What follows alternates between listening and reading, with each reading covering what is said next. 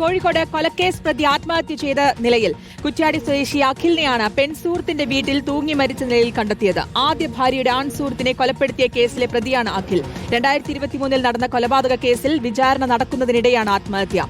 അഭിജിത്ത് മുഴക്കുന്ന് നൽകും വിശദാംശങ്ങൾ. അഭിജിത്ത്, എന്താണ് സംഭവം?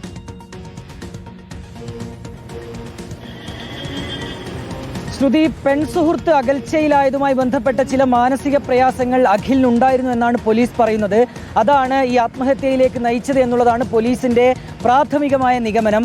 ഇന്ന് പുലർച്ചയോടുകൂടിയാണ് അഖിലിനെ പെൺസുഹൃത്തിന്റെ വീട്ടിൽ തൂങ്ങി മരിച്ച നിലയിൽ കാണുന്നത്. ഇതിൽ ഇപ്പോൾ പോലീസ് നൽകുന്നൊരു വിവരം, ഇയാൾ ആദ്യ ഭാര്യയുടെ ആൺ സുഹൃത്തിനെ കൊലപ്പെടുത്തിയ കേസിലെ പ്രതിയാണ്. ഈ സംഭവം നടക്കുന്നത് 2023 ഈ വീട്ടിലേക്ക്, അതായത് ഇരുവരും താമസിച്ചിരുന്ന വീട്ടിലേക്ക് ഒരു യുവാവ് എത്തുകയും തുടർന്ന് അവിടെ ഒരു കയ്യാങ്കളി ഉണ്ടാവുകയും അതിനൊടുവിൽ ഈ ആൺ സുഹൃത്തിനെ അഖിൽ കൊലപ്പെടുത്തുകയും ചെയ്തു എന്നുള്ളതാണ് കേസ്. അതിന്റെ വിചാരണ നടപടികൾ ഇപ്പോഴും പുരോഗമിക്കുകയാണ്. അതിനിടയിലാണ് മറ്റൊരു പെൺകുട്ടിയുമായി അഖിൽ അടുപ്പത്തിലാകുന്നതും ഇരുവരും ഒരുമിച്ച് ഈ അത്തോളിയിൽ താമസിക്കുകയും ചെയ്യുന്നത്. അതിനിടയിൽ ഈ പെൺകുട്ടി അഖിലുമായി ചില വാക്കുതർക്കങ്ങൾ ഉണ്ടാവുകയും പിണങ്ങിപ്പോവുകയും ചെയ്യുന്ന സാഹചര്യമുണ്ടായി.